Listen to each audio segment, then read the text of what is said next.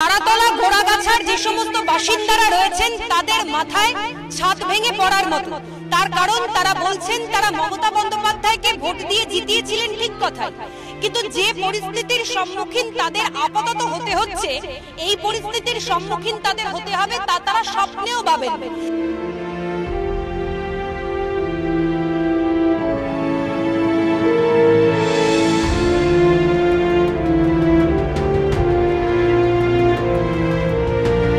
এই সমস্ত পরিবার আপাতত ঘর ছাড়া। পোর্ট ট্রাস্টের জমির উপরে বহু বছরের বাস তাদের, কিন্তু মুখ্যমন্ত্রীর ধমক চমকের পর যে উচ্ছেদ অভিযান শুরু হয়েছে তাতে কোপ পড়েছে তাদের বসতির উপরেও। শনিবার তারা দ্বারস্থ হয়েছেন মেয়র ফিরহাদ হাকিমের।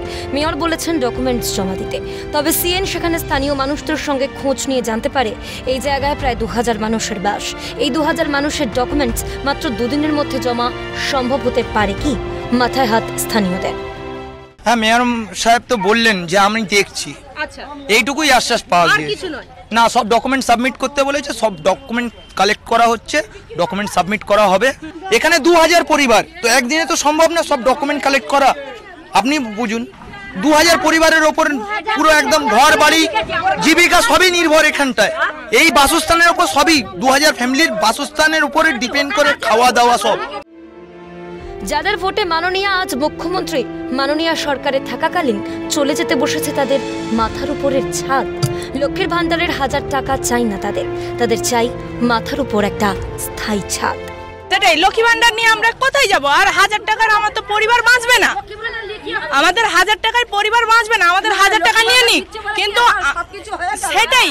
আর আমার কথা হচ্ছে আমাদের রোজ রুটি ভাত এখানেই চলছে। কি বলবো, দিদির আশায় ছিলাম, দিদি যে আমাদের এরকম করবো আমরা বুঝতে পারিনি। নেই পুনর্বাসনের ব্যবস্থা, নেই কোনো স্থায়ী সমাধান। চিন্তার বোঝা কাঁধে নিয়ে ভিটে বাড়ি ছেড়ে যাওয়াই কি তাদের ভবিতব্য? প্রশাসনিক নির্দেশে বুলডোজার আসছে, হাতে সময় যে বড় কম। স্বভাবতই ঘোড়াগাছার যারা বাসিন্দারা রয়েছেন তারা তাদের নিজেদের যতটুকু শেষ সম্বল রয়েছে তারা চেষ্টা করছেন, এখনো তবুও আশা রাখছেন যদি কোনো সুরাহা অন্তত পক্ষে বেরিয়ে আসে। তারপরেও যাদের যতটুকু ক্ষমতা তারা মোটামুটি ভাবে চেষ্টা করছেন নিজেদের সম্বলগুলোকে অন্তত পক্ষে শেষ পর্যন্ত টিকিয়ে রাখার, বা চেষ্টা করছেন যদি কোনোভাবে মাথা গোজার ঠাঁই হয়। কিন্তু তারা সরকারের কাছে চাইছেন যে তাদেরকে অবিলম্বে পুনর্বাসন দেওয়া হোক, তার কারণ তাদের ভোটেই তো জিতে সরকার প্রতিস্থাপন হয়েছিল। তারপরে কেন এই মানুষগুলোর রাতারাতি ঘরছাড়া হবেন প্রশ্ন তুলছেন তারা। ক্যামেরায় দীপ্ত চক্রবর্তীর সঙ্গে অভিরূপা সাহা, ক্যালকাটা নিউজ, কলকাতা।